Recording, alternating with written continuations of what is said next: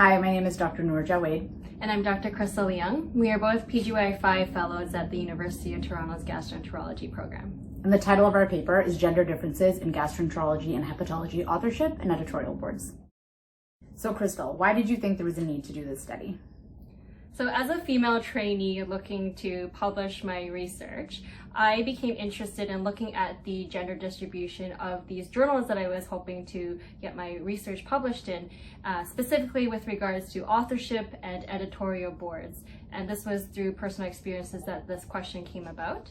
I was curious because we know that female representation in gastroenterology, although growing, is still constituting the minority. Since I knew that Noor has an interest in women in GI research, I approached her to collaborate on the study.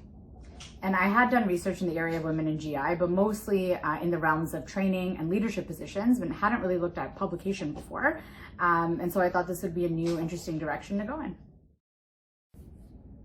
So Noor, what does our research add to the current existing knowledge that's out there?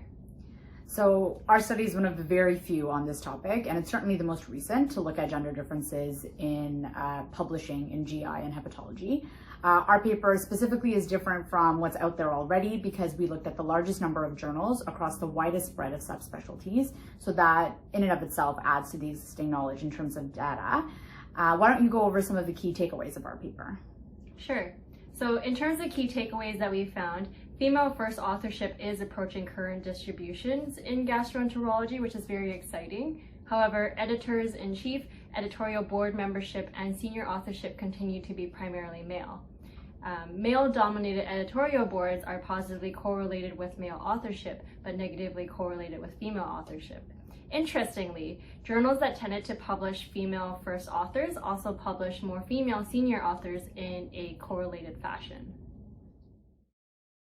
I think our paper's results are very important to consider because in a society where we are trying to improve in terms of diversity, not only in the BIPOC community, but also in gender representation, it's important to look at what is existing out there and also to take a look at what we can do to improve things.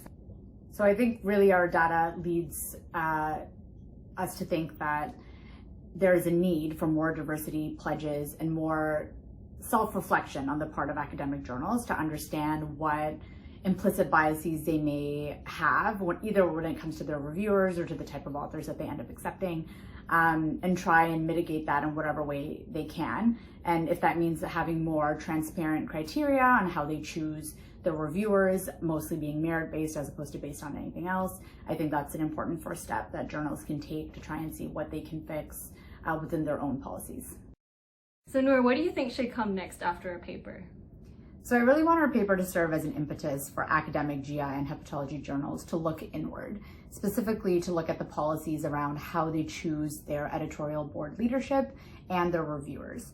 Ideally, they'd have policies that are transparent and are really merit-based as opposed to anything else to help mitigate any implicit bias. And on the flip side of that, in terms of who they choose to publish and the authorship that gets published in each journal, they should really look to see what biases their reviewers might have or their policies might have that serve as barriers to underrepresented minorities such as women and BIPOC population, and what they can do to pledge more equitable authorship that they accept in the end.